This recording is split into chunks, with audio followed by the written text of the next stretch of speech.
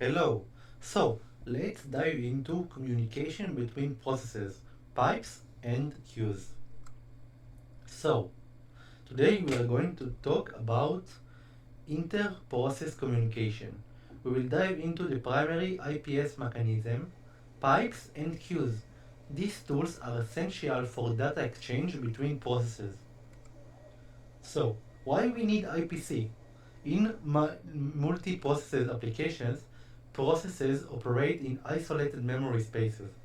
The IPC mechanisms are crucial for sharing data between isolated environments, enabling collaborative tasks, execution, and data processing.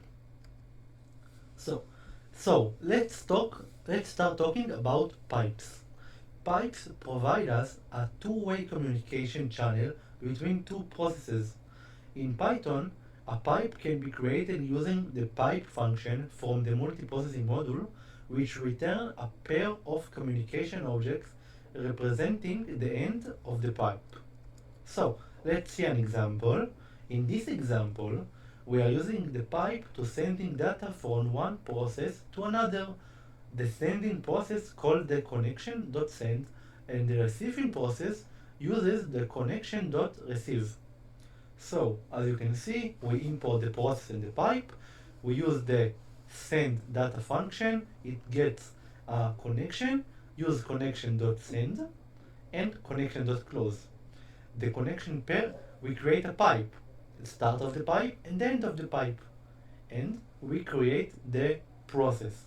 The process gets the target of the send data, and the argument is the child connection. So we are sending the data and we are closing the pipe. Okay, let's continue. So let's understand queue. Queues in multiprocessing facilitate at first in, first out, like FIFO. If you study stack, it's last in, first out. In queues, it's first in, first out. First in, first out communication channel among multiple processes. Unlike pipes, queues can be used by more than two producers and consumers at the same time.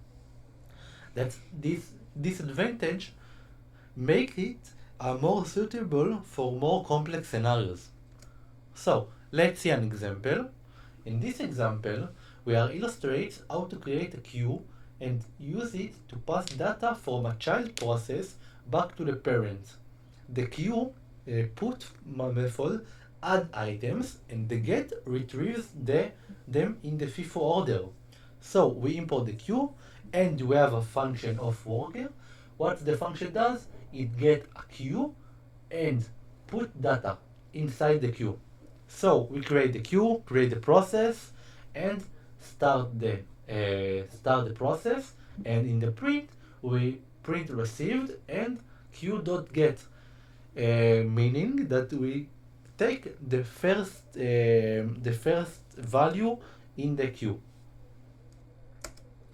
So, how we can choose between pipes to queues?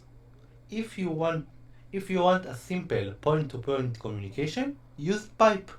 But if you need to use safely exchange information among multiple processes, take queue.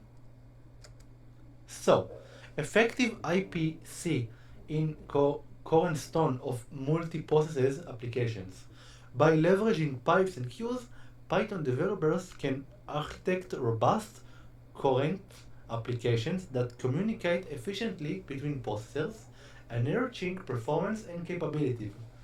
So, in the next lecture, I will show you code example about pipe and queues. I will see you there. Bye bye.